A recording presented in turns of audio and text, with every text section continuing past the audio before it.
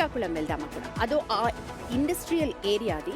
ఉద్యోగాలు ఎన్ని వస్తున్నాయో తెలియదు, కానీ పొల్యూషన్ మాత్రం బాగా బాగా పెరిగిపోయింది. ఎస్, కొత్త కొత్త రోగాలు వస్తున్నాయి.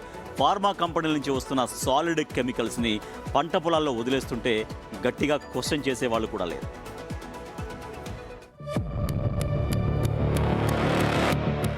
శ్రీకాకుళం జిల్లాలో వేగంగా డెవలప్ అవుతున్న ప్రాంతం పైడి భీమవరం.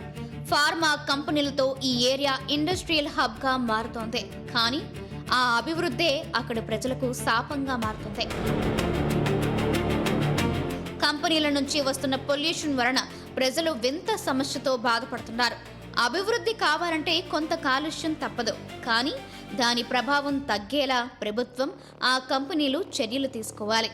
ఫార్మా కంపెనీలు జీరో లిక్విడ్ డిశ్చార్జ్ పద్ధతిని ఫాలో అవ్వాలి.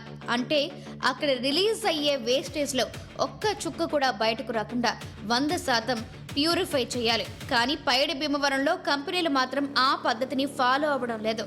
రాత్రికి రాత్రే ఆ వేస్టేజ్ని తీసుకొచ్చి చెరువుల్లో, బంజరు భూముల్లో పడేస్తున్నారు.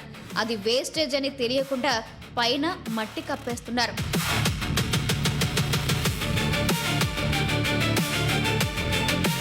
వర్షం పడితే ఈ సాలిడ్ కెమికల్స్ నెమ్మదిగా భూగర్భ జలాల్లో, చెరువుల్లో కలిసిపోతున్నాయి.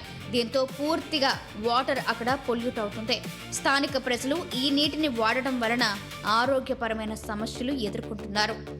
వర్షాల వల్ల ఏమైందంటే స్మెల్ వచ్చి అందులో ఉండే వేస్ట్ కెమికల్ అనేది భూమిలోకి ఇంజెక్ట్ అయింది. సో ఆ సాల్వెంట్స్ అనేవి వాటర్లో ఎప్పుడైతే మిక్సింగ్ అవుద్దో, ఇప్పుడు కాకపోయినా ఫ్యూచర్లో అయినా సరే మనకి హెల్త్ ప్రాబ్లమ్స్ అనేవి వస్తాయి. ప్రతి ఇంటికి ఒక క్యాన్సర్ పేషెంట్ అయినా వస్తాడు ఖచ్చితంగా.